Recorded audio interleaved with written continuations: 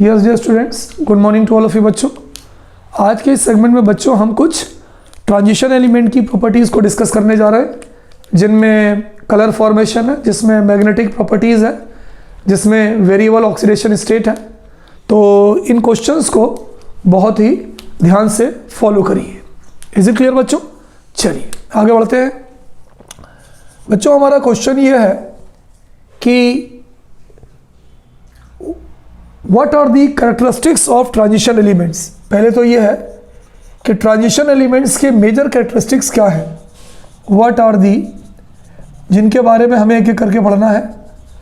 What are the characteristics of transition elements or D block elements? Transition elements है ना, और D block elements. चलिए बताइए भाई, इनके मेन कैरेक्टरिस्टिक्स क्या है।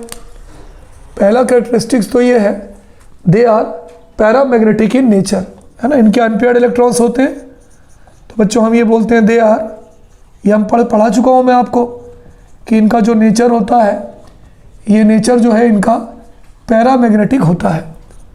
दूसरा क्या है भाई, दे शो वेरिएबल ऑक्सीडेशन स्टेट। क्या होता है Tiwari sir variable oxidation state? बस इसके बाद अपन पढ़ने वाले हैं। तो दे शो वेरिएबल ऑक्सीडेशन स्टेट, है ना। वेरिएबल ऑक्सीडेशन स्टेट का मतलब ये जो है एक से ज़्यादा ऑक्सीडेशन स्टेट को शो करते हैं। तीसरा, दे गिव कलर्ड आयंस, है ना, ये कलर्ड आयंस देते हैं। तीसरा बच्चों हम ये कह सकते हैं दे गिव कलर्ड आयंस, ये जो है रंगीन आयन देते हैं या कलर देते हैं, है ना। दे गिव कलर भी बोल सकते हैं। Next, they act as catalyst, ये जो ट्रांजिशन एलिमेंट्स हैं दे एक्ट एज, ये जो है कैटलिस्ट, है ना, they act as catalyst.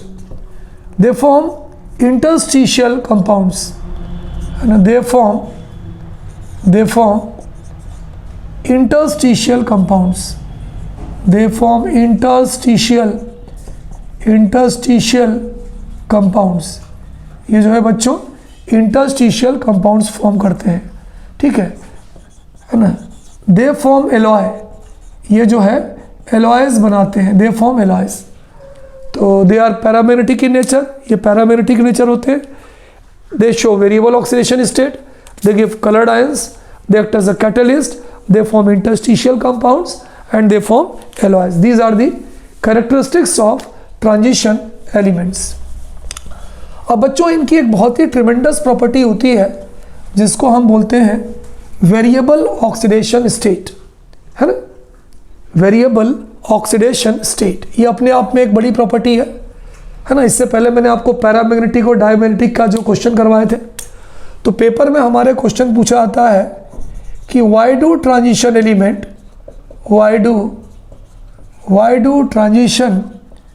Elements show variable oxidation state, show variable oxidation state।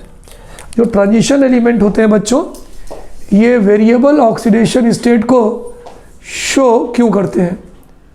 तो why do transition element show variable oxidation state. Transition element जो है बच्चों, ये वेरिएबल ऑक्सीडेशन स्टेट को शो क्यों करते हैं? ठीक है, चलिए हमारा आंसर देखिए क्या है, बहुत ध्यान से समझिएगा बच्चों। Transition elements show variable oxidation state due to presence of unpaired electron in their penultimate D orbital और n-1 डी ऑर्बिटल। मैंने आपको बताया था ट्रांजिशन एलिमेंट जो होते हैं इनका पेनल्टीमेट मतलब बाहर से, एक अंदर वाले जो डी ऑर्बिटल होता है उसमें अनपेयर्ड इलेक्ट्रॉन्स होते हैं, इसलिए जो है ये वेरिएबल ऑक्सीडेशन स्टेट शो करते हैं। लेकिन कैसे, मैं आपको बताऊंगा। तो हम ये लिख सकते हैं the transition element show variable oxidation state, show variable oxidation state due to presence of unpaired electrons, due to presence of unpaired unpaired electrons in their penultimate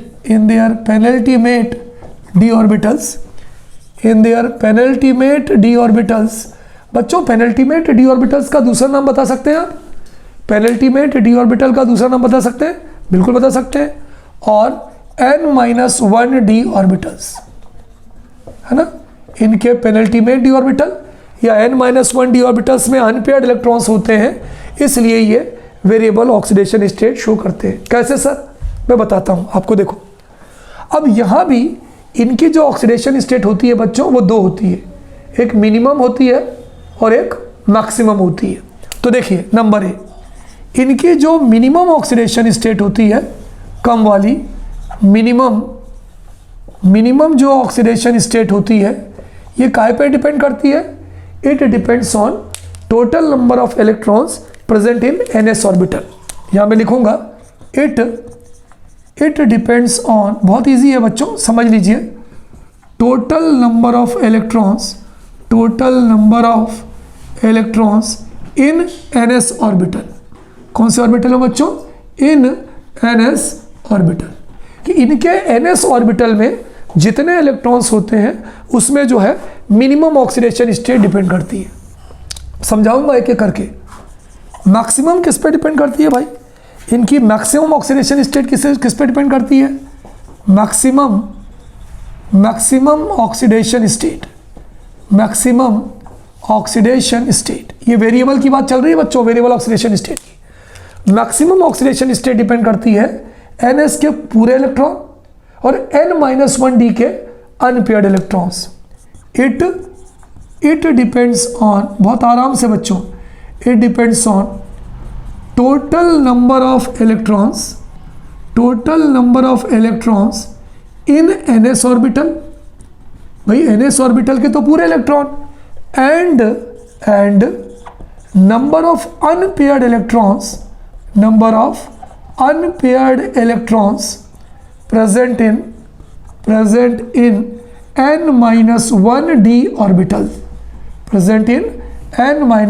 d orbital, Tiwari sir इसको समझाइए, समझ में नहीं आया? देखिए मैं आपको समझाता हूँ, है ना, बहुत ध्यान से। फॉर एग्जाम्पल अगर किसी ने मुझसे पूछा कि तिवारी सर टाइटेनियम 22 इसकी वेरिएबल ऑक्सीडेशन स्टेट बताइए। भाई एक एलिमेंट है टाइटेनियम, इसका एटॉमिक नंबर 22 है, ये कौन कौन सी वेरिएबल ऑक्सीडेशन स्टेट को शो करेगा? चलिए देखते हैं। अगर बच्चों हम इसका कॉन्फ़िगरेशन लिखें तो इसका इलेक्ट्रॉनिक कॉन्फ़िगरेशन होगा आर्गन 3d2 4s2, ये इसका कॉन्फ़िगरेशन होगा। आर्गन 18 2 20 और 20 और 2 22, ठीक है। अच्छा अब मुझे बताइए कि ये कौन सा ऑर्बिटल होगा? 3d कौन सा हो गया? n-1d हो गया। 4s कौन सा हो गया? ns हो गया। इसके ns ऑर्बिटल में कितने इलेक्ट्रॉन है? दो है ना, तो मिनिमम ऑक्सीडेशन स्टेट होगी +2, ये हो जाएगी +2। अच्छा इसके d ऑर्बिटल में कितने इलेक्ट्रॉन है? 2 अनपेयर्ड। अगर आप d ऑर्बिटल बनाए हैं 1 2 3 4 5, 1 2 3 4 5, 2 इलेक्ट्रॉन है, तो अनपेयर्ड कितने हैं? 2। तो मैक्सिमम ऑक्सीडेशन स्टेट पढ़ो, क्या लिखिए?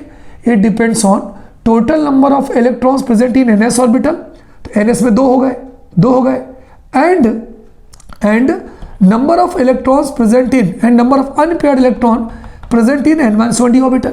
तो इसके तो 2 हो गए और इसके 2 अनपेयर्ड है, तो 2 और 2 4 हो गए। तो मिनिमम तो +2 हो गई ये वाली, और मैक्सिमम क्या हो गई? +2 +3 +4। तो इसकी अगर कोई पूछे कि भाई टाइटेनियम की वेरिएबल ऑक्सीडेशन स्टेट कहाँ से कहाँ तक होगी, तो हम बोलेंगे +2 +3 +4। +2 इसकी मिनिमम हो गई और +4 इसकी मैक्सिमम ऑक्सीडेशन स्टेट हो गई। वेरिएबल का मतलब होता है एक से ज़्यादा ऑक्सीडेशन स्टेट को शो करना, ठीक है। देखिए वही लिखा है, मिनिमम किस पे डिपेंड करेगी? ns ऑर्बिटल के अंदर जो टोटल इलेक्ट्रॉन्स है इस पे डिपेंड करेगी। मैक्सिमम किस पे डिपेंड करेगी? ns के टोटल इलेक्ट्रॉन और n-1 d के अनपेयर्ड, तो 2 और 2 अनपेयर्ड, तो 4 हो गई। चलिए दूसरा एग्जांपल देखते हैं बच्चों। किसी ने बोला भाई किसी ने बोला मैंगनीज मैंगनीज का एटॉमिक नंबर कितना होता है 25। अगर आप इसका कॉन्फ़िगरेशन लिखेंगे तो क्या लिखेंगे, आर्गन 3d5 4s2। हमें इसकी वेरिएबल ऑक्सीडेशन स्टेट लिखनी है। चलिए लिखते हैं। मिनिमम ऑक्सीडेशन स्टेट NS पे डिपेंड करती है, तो कितनी हो जाएगी +2, ये हो गई +2। मैक्सिमम कितने पे डिपेंड करेगी, D में 5 इलेक्ट्रॉन है ना, ध्यान से देखिएगा। D में हमारे पास 5 इलेक्ट्रॉन है, 1 2 3 4 5 हो गए, 5 इलेक्ट्रॉन है, 1 2 3 4 5 अनपेयर्ड इलेक्ट्रॉन है। तो मैक्सिमम 2 ये और 5 अनपेयर्ड ये, तो 5 और 2 7, तो हमें 7 तक जाना है। +2 +3 +4 +5 +6 +4। तो कोई अगर हमसे पूछे कि भाई मैंगनीज की मिनिमम ऑक्सीडेशन स्टेट कितनी है, हम बोलेंगे +2 होगी, और मैक्सिमम ऑक्सीडेशन स्टेट कितनी है +7 होगी। तो सबसे ज़्यादा ऑक्सीडेशन स्टेट बच्चों अगर कोई एलिमेंट शो करता है तो वो एलिमेंट कौन है बच्चों, बताओ। वो एलिमेंट है हमारा मैंगनीज। कोई दिक्कत, चलिए आगे बढ़ते हैं बच्चों। तो वही मैंने लिखवाया है। अब बताइए, अगर इसके पास अगर पूरे इलेक्ट्रॉन पेयर्ड होते तो क्या एक से ज़्यादा ऑक्सीडेशन स्टेट होती, क्या नहीं होती। तो बच्चों क्या लिखा है, the transition element show variable oxidation state, क्यों, due to presence of unpaired electrons in their penultimate D orbital, क्योंकि इसके पेनल्टीमेट डी ऑर्बिटल में अनपेयर्ड इलेक्ट्रॉन्स होते हैं। मिनिमम ऑक्सीडेशन स्टेट NS पे डिपेंड करती है, मैक्सिमम ऑक्सीडेशन स्टेट दोनों के टोटल पे डिपेंड करती है। चलिए 1-2 एग्जांपल मैं आपको और लेता हूँ, उसको ध्यान से सुनिएगा, थ्योरी पॉज करके नोट कर लीजिएगा। चलिए बच्चों, अगला मैंने लिखा, ध्यान दीजिएगा, अगला मैंने लिखा कि भाई आयरन, फॉर एग्जांपल आयरन की वेरिएबल ऑक्सीडेशन स्टेट लिखिए। आयरन 26 होता है, कॉन्फ़िगरेशन लिखें, आर्गन ये हो गया 3d6 और ये हो गया 4s2। चलिए इसकी मिनिमम ऑक्सीडेशन स्टेट NS पे डिपेंड करती है, NS में टोटल इलेक्ट्रॉन कितने +2, तो मिनिमम +2 हो गई। मैक्सिमम किस पे डिपेंड करती है, इसके टोटल और इसके अनपेयर्ड। इसके टोटल 2 हो गए, 3D में अनपेयर्ड कितने होंगे देखो इस समय, 1 2 3 4 5 6 इलेक्ट्रॉन है, 1 2 3 4 5 और ये 6, तो मैक्सिमम 2 ये और 4 अनपेयर्ड ये, तो 4 और 2 6, तो +2 +3 +4 +5 +6। अगर तो आपसे कोई बोले बच्चों कि आयरन की कितनी वेरिएबल ऑक्सीडेशन स्टेट हो सकती है, तो हम बोलेंगे +2 से लेके +6 तक हो सकती है। चलिए एक और एग्जांपल करते हैं, हम यहाँ पे नंबर 2।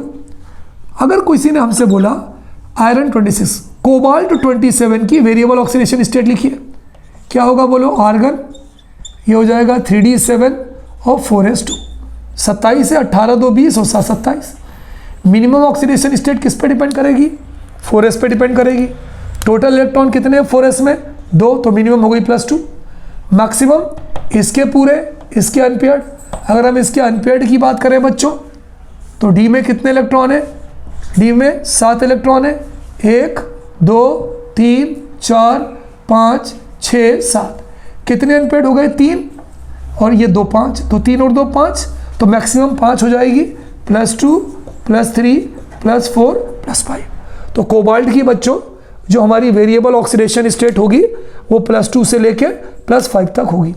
+2 हमारी मिनिमम होगी और +5 हमारी मैक्सिमम होगी। अब सुनिए, अब ये क्यों कर रहे हैं भाई, transition element variable oxidation state क्यों शो कर रहे हैं, क्योंकि उनके पास अनपेयर्ड इलेक्ट्रॉन है। अगर अनपेयर्ड इलेक्ट्रॉन एक भी नहीं होते तो क्या करता, वो शो करते नहीं करते। चलिए नोट करिए, मैं आपको एक एग्जांपल देके बताता हूं।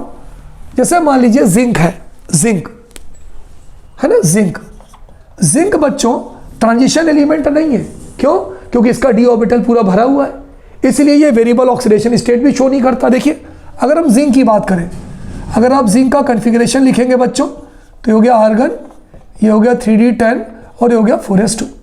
अब यहाँ पे मिनिमम तो होगी +2, लेकिन इसके बाद एक भी ऑक्सीडेशन स्टेट नहीं होगी, क्यों, डी पूरा भरा है। देखो ना, डी में 10 इलेक्ट्रॉन है, 1 2 3 4 5, तो 1 2 3 4 5 6 7 8 9 10, अब एक ही होगी।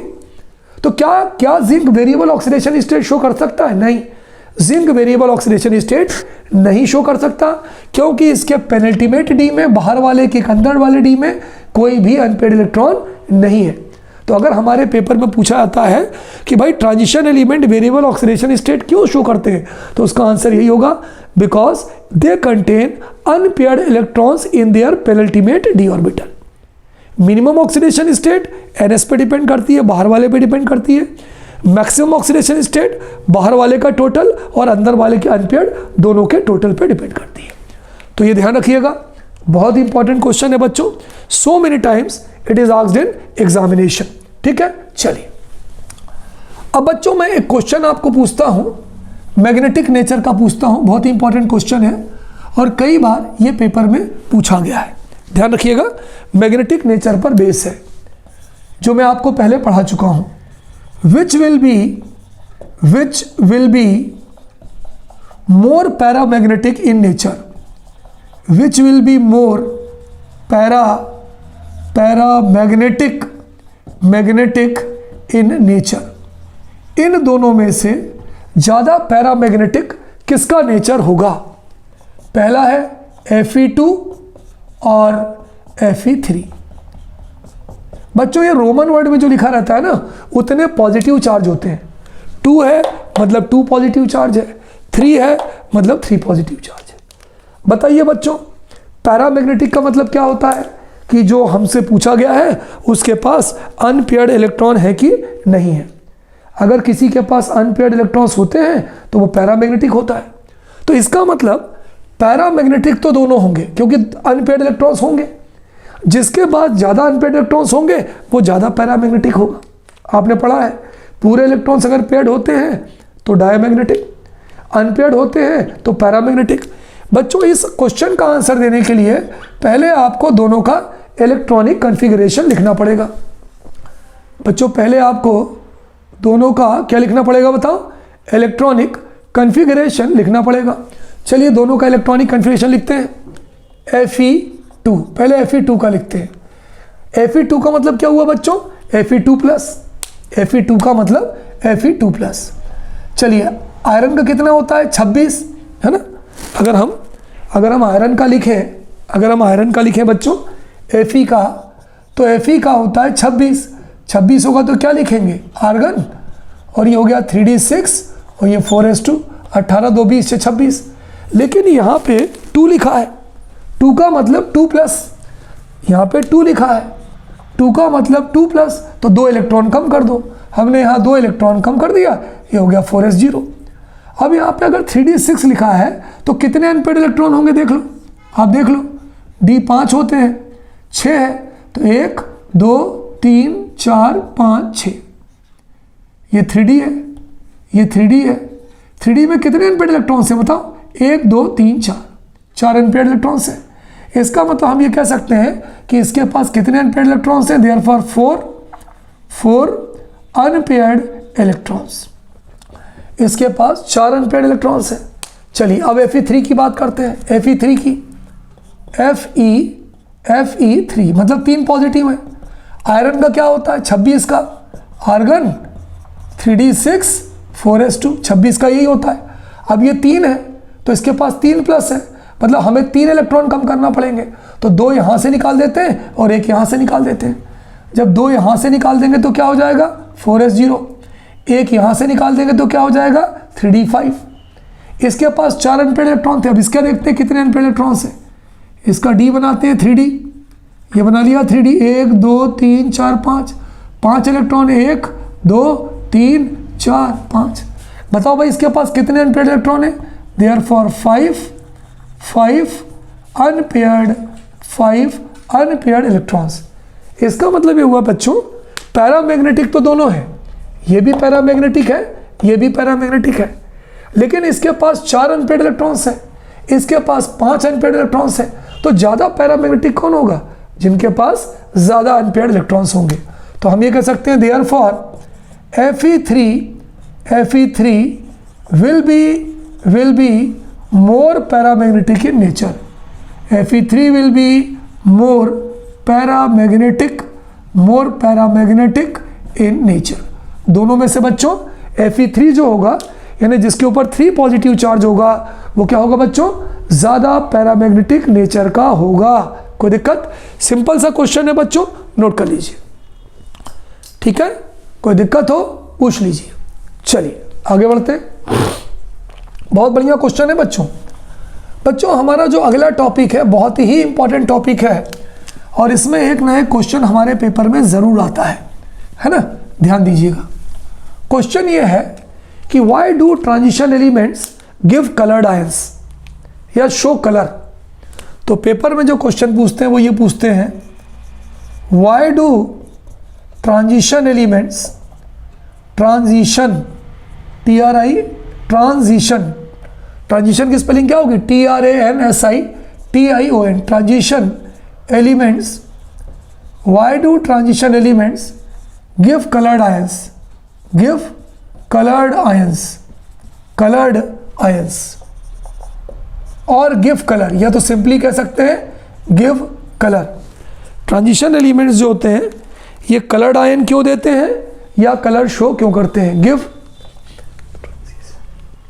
गिव कलर, है ना? ठीक है, नोट कर लीजिए बच्चों क्वेश्चन। चलिए देखते हैं भाई इसका आंसर क्या है। देखो बच्चों,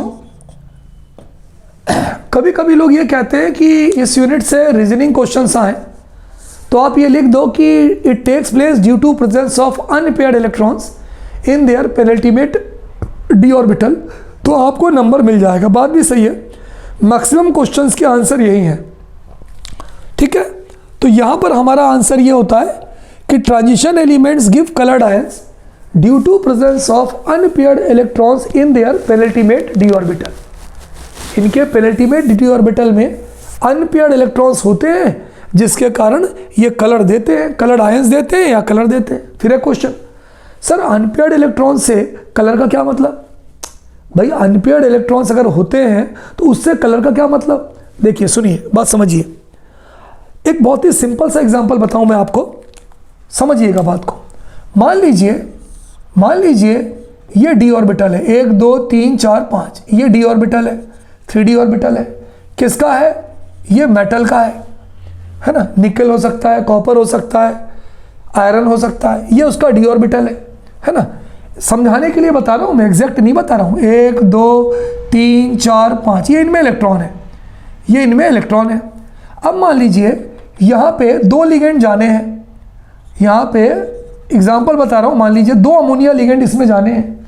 तो जब 2 अमोनिया लिगेंड जाएगा तो एक लिगेंड के पास 2 इलेक्ट्रॉन है, इसके भी पास 2 इलेक्ट्रॉन है। लिगेंड वो होता है जिसके पास इलेक्ट्रॉन पेयर होता है।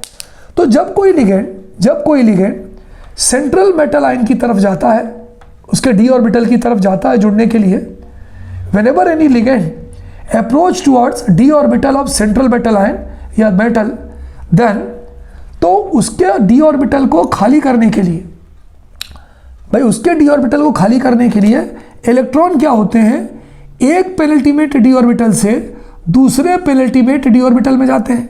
ये वाला यहाँ आके पेयरिंग कर लेगा, ये वाला यहाँ आके पेयरिंग कर लेगा।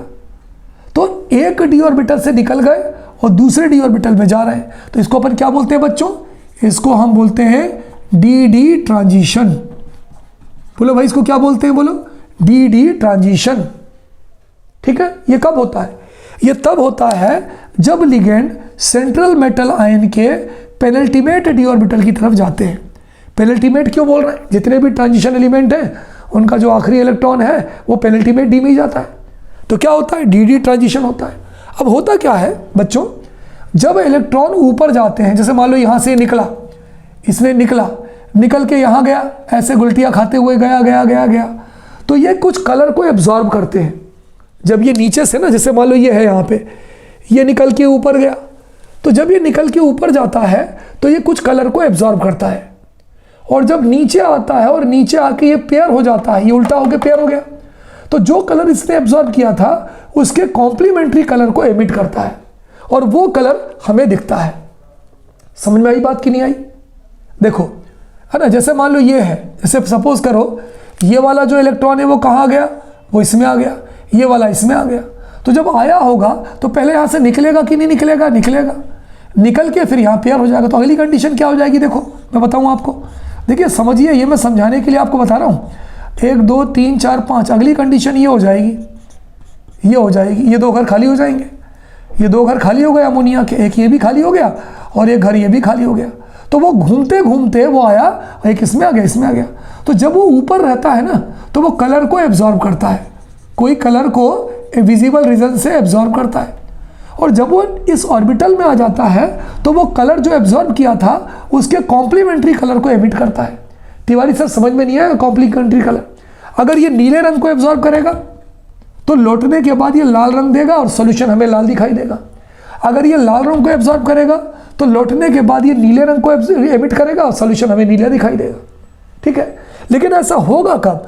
ऐसा तभी होगा जबकि उसके पेनल्टीमेट डी ऑर्बिटल में अनपेयर्ड इलेक्ट्रॉन होंगे। ठीक है, यानी किसी भी सेंट्रल मेटल आयन के अगर पेनल्टीमेट डी ऑर्बिटल में अनपेयर्ड इलेक्ट्रॉन होते हैं तो उसमें क्या होता है बोलो? डी ट्रांजिशन होता है। अगर डी ट्रांजिशन होगा तो वो क्या करेगा?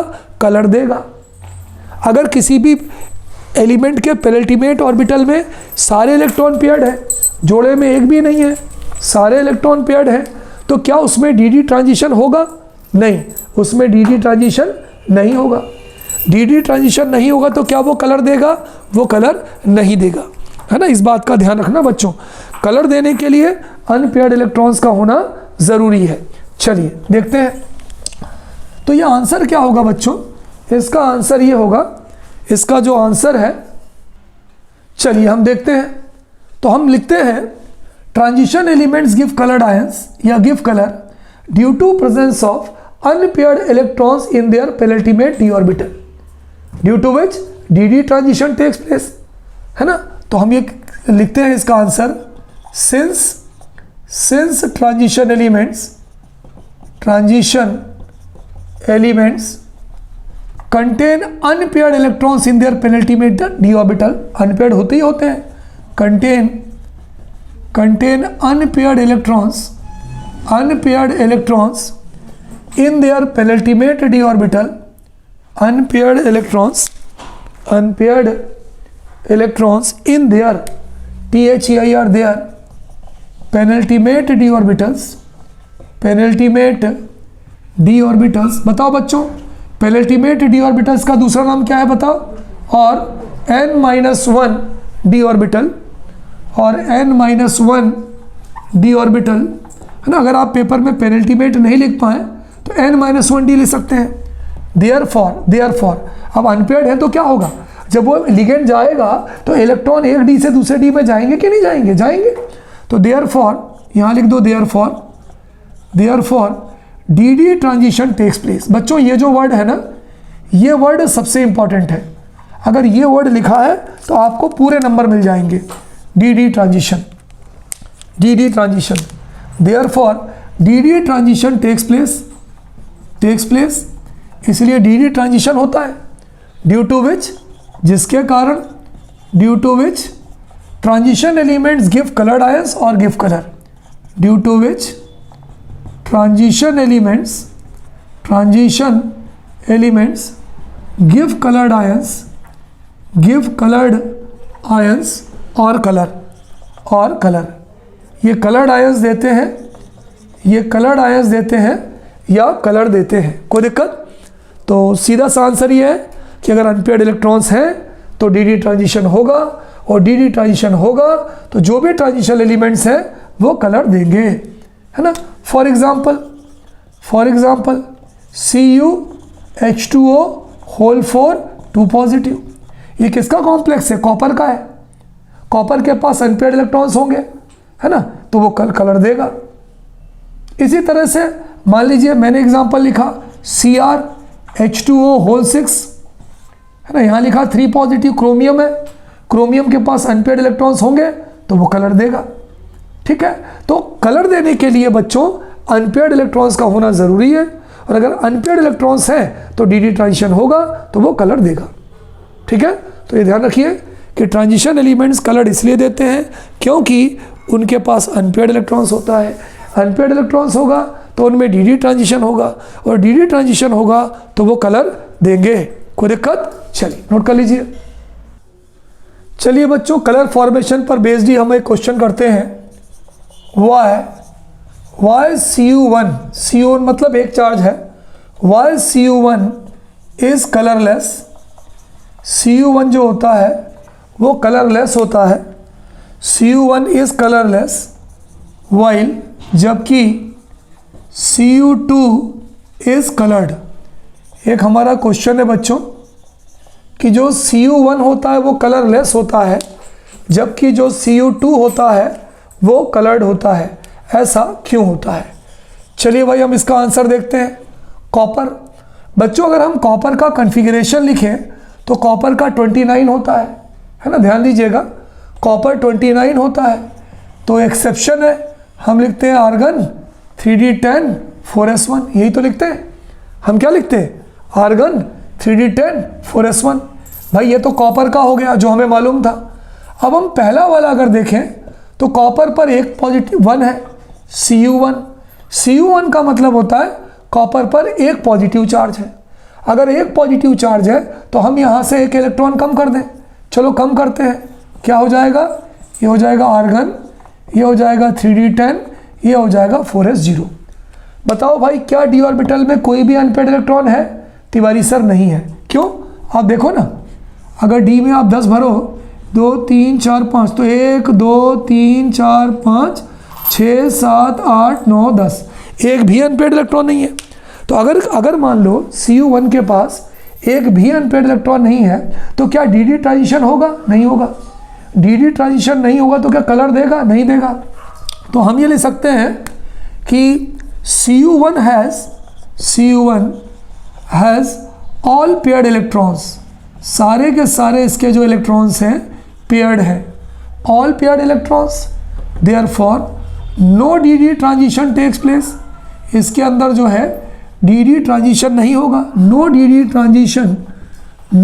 Transition takes place. इसके पास dd ट्रांजिशन नहीं होगा।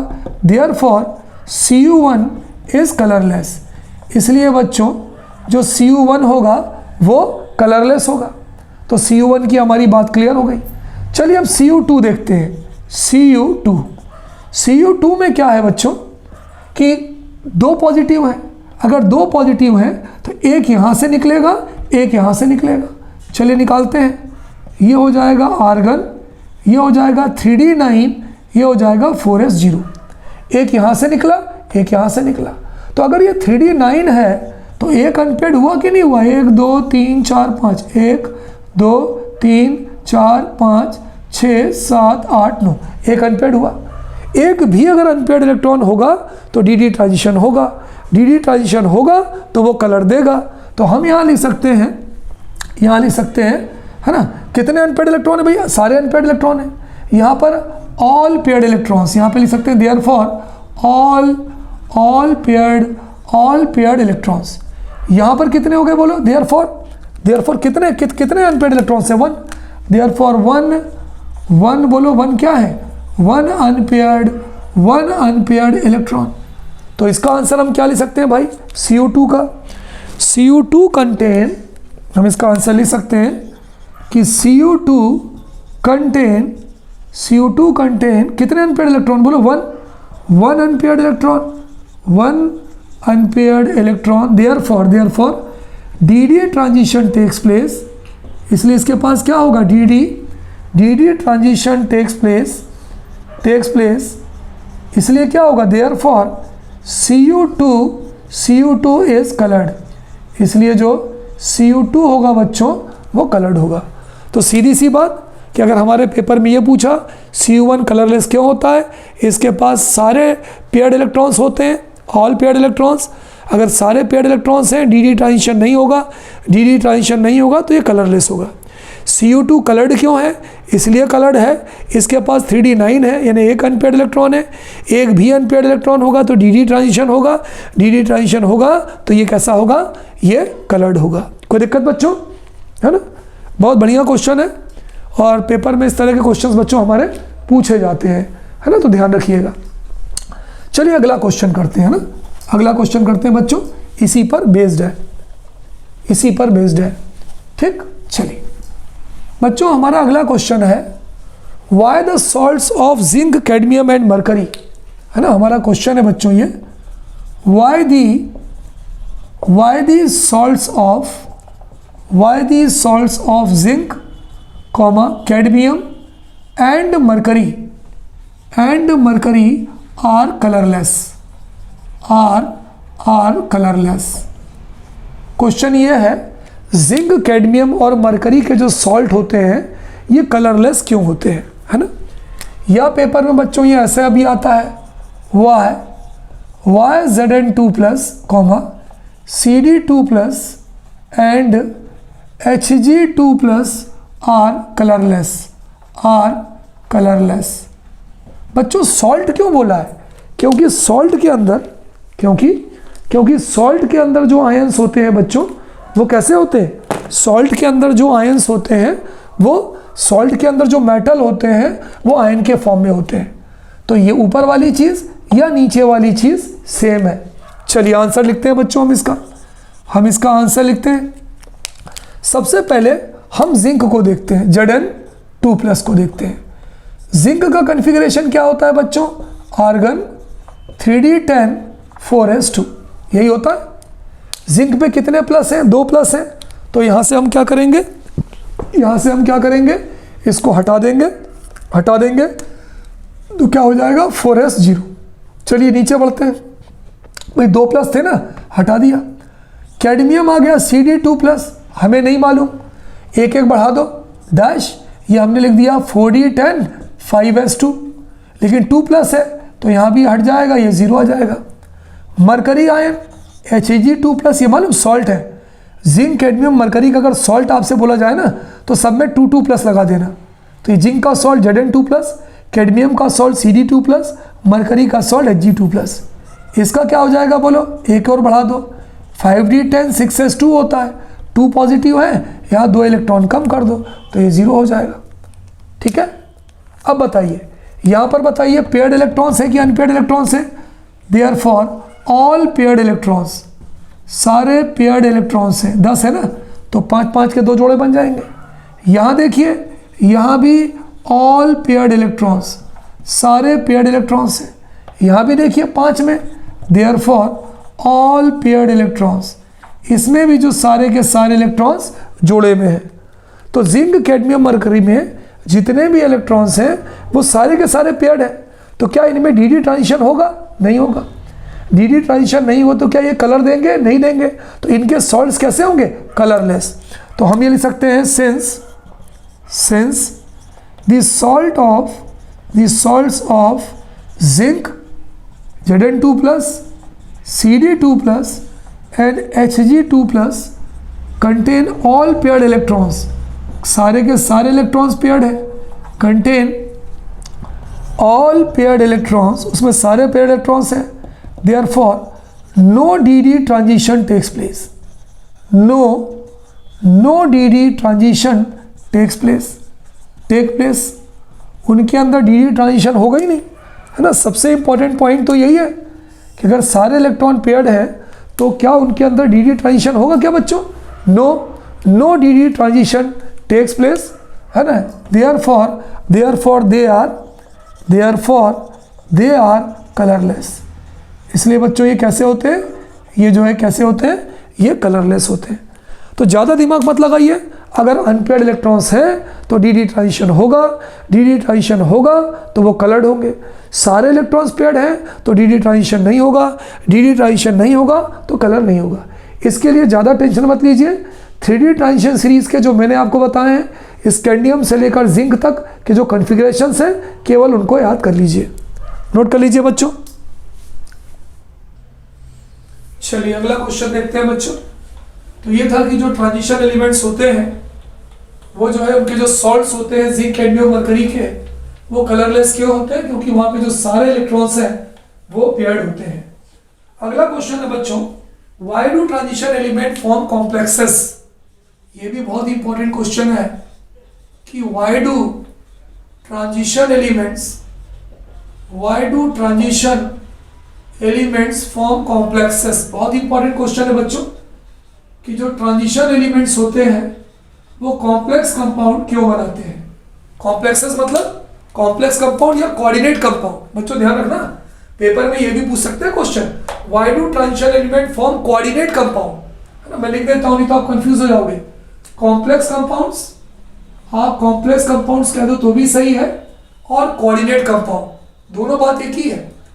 नहीं तो पता चला कि पेपर में आ गया कोऑर्डिनेट कंपाउंड्स क्यों बनाते, और आप पेपर में छोड़ा कि तिवारी सर आपने तो कॉम्प्लेक्स कंपाउंड्स बनाया था। चलिए अब इसका आंसर समझिए। मुझे बताइए जो ट्रांजिशन एलिमेंट्स होते हैं इनके पेनल्टीमेट जो डी ऑर्बिटल्स होते हैं वो कंप्लीट होते हैं कि इनकम्प्लीट होते हैं, बताइए। सबसे शुरुआत मैंने यहीं से की थी, तिवारी सर इनकम्प्लीट होते हैं। इनकम्प्लीट का मतलब क्या हुआ, क्या पूरी तरह से इलेक्ट्रॉनों द्वारा भरे होते हैं, क्या नहीं भरे होते, यानी इनके जो पेनल्टीमेट डी ऑर्बिटल्स हैं वो खाली होते हैं। इसलिए क्या करते हैं, इनमें ये लिगेंड के इलेक्ट्रॉन पेयर को ले लेते हैं, कोऑर्डिनेट बॉन्ड बनाते हैं और कॉम्प्लेक्स बनाते हैं। तो पहला पॉइंट ये होगा, transition element form complex ion because, है ना। इसका आंसर जब आप लिखोगे तो लिखोगे transition elements form complex compounds या कॉम्प्लेक्सेस, है ना, कॉम्प्लेक्स और कोऑर्डिनेट कंपाउंड बिकॉज, क्योंकि, है ना, कई सारे रीजन है ना, बहुत सारे रीजन है। पहला रीजन क्या है भाई, they have vacant penultimate D orbital. इनका जो पेनल्टीमेट डी ऑर्बिटल है वो खाली होता है, बिल्कुल सही sir.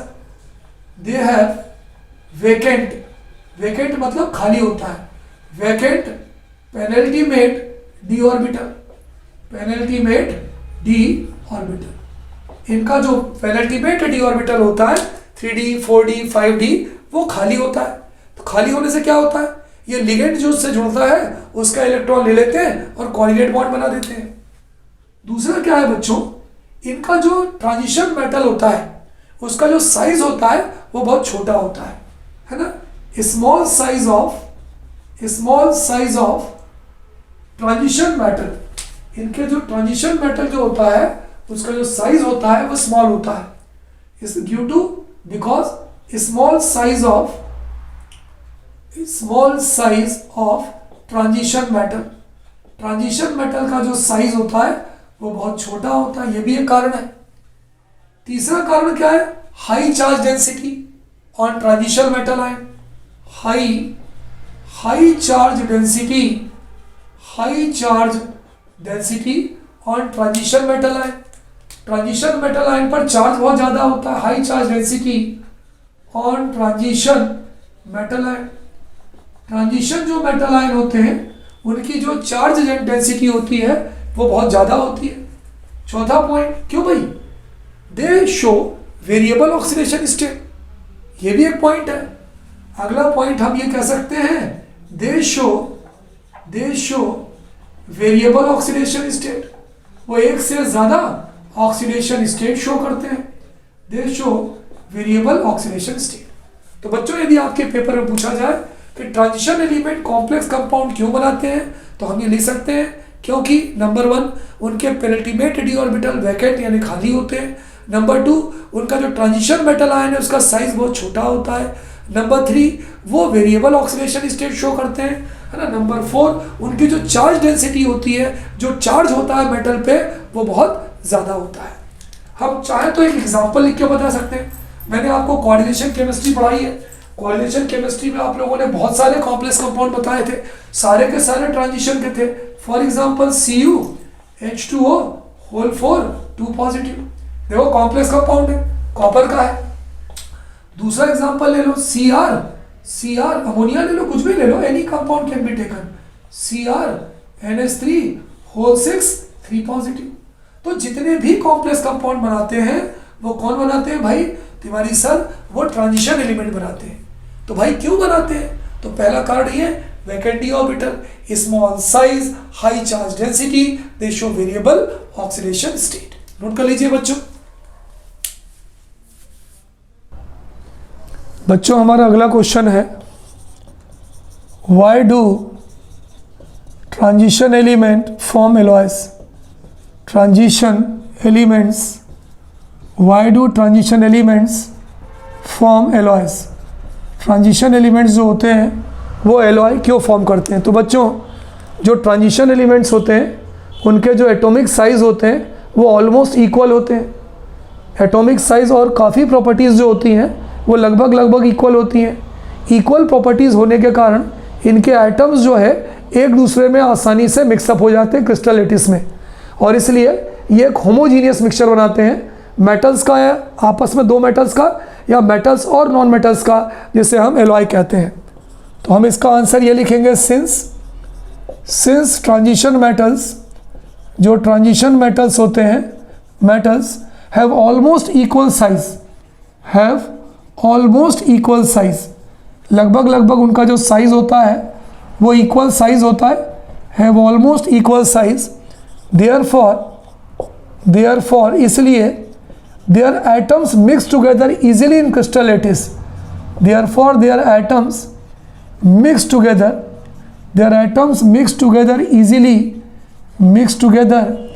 easily in crystal lattice, इसलिए इनके जो मेटल्स होते हैं वो क्रिस्टल लैटिस में इजीली मिक्स हो जाते हैं एंड फॉर्म एलॉयज, है ना, और मिक्स होकर क्या बना लेते हैं, एलॉय बना लेते हैं। Since the transition metals have almost equal size, therefore their atoms mix together easily in crystal lattice and form alloys, है ना। फॉर एग्जाम्पल अगर हम एलॉय का एग्जाम्पल लें, फॉर एग्जाम्पल क्या है, कॉपर जिंक, है ना, कॉपर एंड जिंक। बताओ बच्चों, कॉपर एंड जिंक किसका एलॉय होगा? Copper and zinc will be an alloy of brass, will be called as brass, है ना। जैसे ब्रास है, ब्रास एक एलॉय है, ये किस का एलॉय है बोलो? कॉपर एंड जिंक का एलॉय है। तो कोई बोले बच्चों कि भाई ट्रांजिशन एलिमेंट्स एलॉय क्यों बनाते हैं? क्योंकि जो ट्रांजिशन एलिमेंट्स होते हैं इनके जो एटॉमिक साइज होते हैं वो ऑलमोस्ट सेम होते हैं और भी प्रॉपर्टीज़ कुछ सेम होती हैं, इसलिए इनके जो एटम्स हैं वो क्रिस्टल लैटिस में मिक्सअप हो जाते हैं, और मिक्सअप हो जाने के बाद एक होमोजीनियस मिक्सचर बनाते हैं। Their atoms mix together easily in crystal lattice to form homogeneous mixture, in crystal lattice to form homogeneous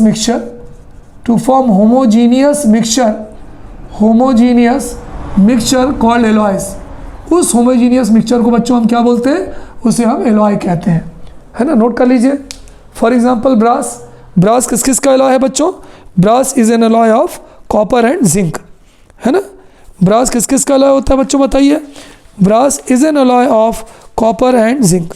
तो अगर आपसे पूछा जाए बच्चों कि एलॉय क्या होता है, तो आप ये बता सकते हैं कि जो एलॉय है वो कौन बनाता है? Transition element. अब बच्चों जब ये ट्रांजिशन एलिमेंट्स एलॉय बना लेते हैं तो इससे क्या फ़ायदा होता है? आप एलॉय के फ़ायदे बता सकते हैं क्या होता है? एलॉय के कुछ कैरेक्टरिस्टिक्स होते हैं, आप चाहे तो ले सकते हैं।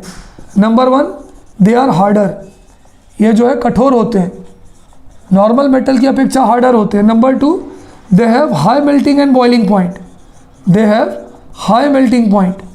इनका जो मेल्टिंग पॉइंट होगा वो बहुत ज़्यादा होता है, हाई मेल्टिंग पॉइंट।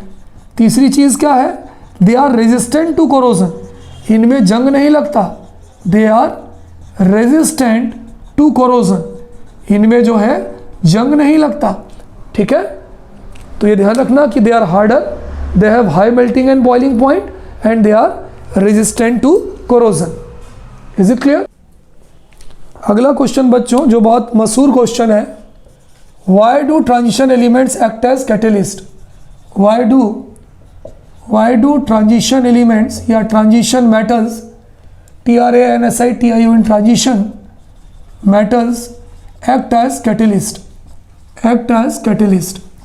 है ना। आपने देखा होगा कि जितनी भी रिएक्शंस होती हैं उसमें हम ज़्यादातर ट्रांजिशन एलिमेंट को कैटलिस्ट के फॉर्म में लेते हैं। बहुत सारे आंसर हैं बच्चों कि हम ये कह सकते हैं transition elements act as catalyst because transition elements या transition metals act as catalyst because, catalyst का काम करते हैं, act as catalyst because number one they contain unpaired electrons in their penultimate D orbital. बहुत सारे रीज़न है बच्चों। पहला ये है they contains unpaired electrons in their penultimate D orbital. सबको मालूम है भाई, unpaired electrons in their penultimate D orbital, मालूम है नहीं मालूम भाई? Penultimate D orbital. बच्चों जितनी प्रॉपर्टी आपको इसकी मालूम है सारी लिख दो। नंबर टू बताओ तुम दूसरी क्या है? दे शो वेरिएबल ऑक्सीडेशन स्टेट, दे शो वेरिएबल, दे शो क्या शो करता है बताओ? दे शो वेरिएबल ऑक्सीडेशन स्टेट, ये एक से ज़्यादा ऑक्सीडेशन स्टेट शो करता है, ठीक है। नंबर 3 क्या है बच्चों? They provide large surface area with free valency on which reactant are absorb. Transition metal का जो सरफेस एरिया होता है ना बच्चों, वो बहुत ज़्यादा होता है, तो हम ये कह सकते हैं दे provide large surface area, large surface area with free valencies, with free valencies on which reactants are absorbed, तो बच्चों ये इसके पूरे रीजन हो गए। पहला रीजन अनपेयर्ड इलेक्ट्रॉन्स होता है, दूसरा reason they show variable oxidation state, तीसरा reason they provide large surface area on which reactants are absorb, है ना। अगर आप इसका एग्जाम्पल लिखें बच्चों तो बहुत सारे मेटल्स हैं जो कैटलिस्ट का काम करते हैं। आयरन कैटलिस्ट का काम करता है, निकल कैटलिस्ट का काम करता है, कोबाल्ट कैटलिस्ट का काम करता है, कॉपर कैटलिस्ट का काम करता है, ठीक है। तो कोई अगर आपसे पूछे कि why do transition element act as catalyst, तो हम ये कह सकते हैं because they contain unpaired electrons, number 2 they show variable oxidation state, number 3 they provide large surface area with free valency on which reactants are absorbed, है ना बच्चों। इसको नोट कर लें, on which reactants are absorbed नहीं होगा, on which reactants are absorbed. Absorb मतलब उसकी सरफेस के ऊपर इकट्ठा हो जाते हैं जहां पर केमिकल रिएक्शन होती है। तो ये जो है बच्चों, इसलिए ज़्यादा से ज़्यादा आपने कैटलिस्ट देखा होगा, हम किसको यूज़ करते हैं? ट्रांजिशन मेटल्स या ट्रांजिशन एलिमेंट्स को यूज़ करते हैं। नोट कर लीजिए। बच्चों हमारा अगला क्वेश्चन है, तैयार हो जाइए इसके लिए। This is our next question. हमारा अगला क्वेश्चन है, why do transition elements form interstitial compounds और नॉन स्टोइकियोमेट्रिक कंपाउंड्स। बहुत इंपॉर्टेंट क्वेश्चन है बच्चों। Why do transition elements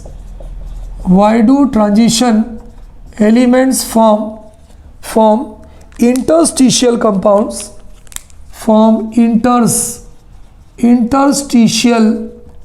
interstitial compounds, इसको बच्चों एक और नाम से जाना जाता है, और नॉन स्टोइकियोमेट्रिक कंपाउंड्स।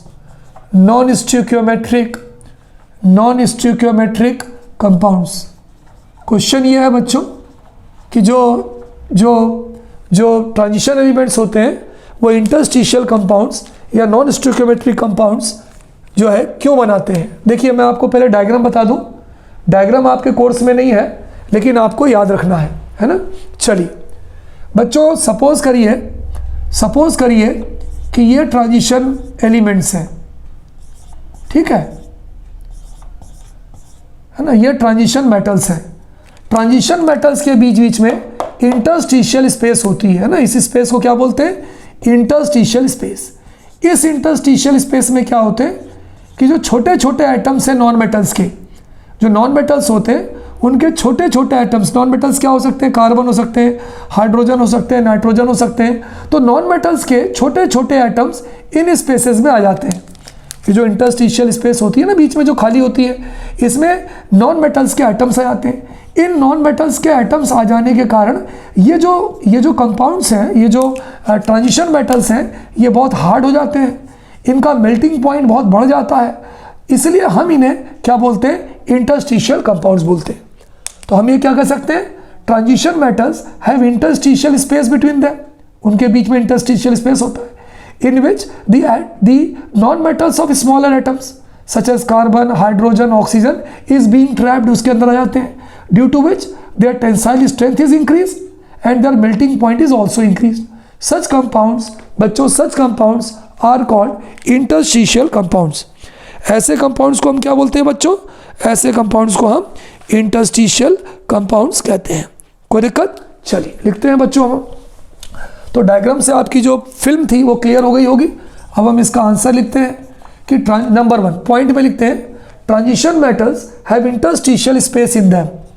तो हमने पहला पॉइंट लिख लिया कि जो ट्रांजिशन मेटल्स होता है उनके पास इंटरस्टिशियल स्पेस होती है। Metals have interstitial space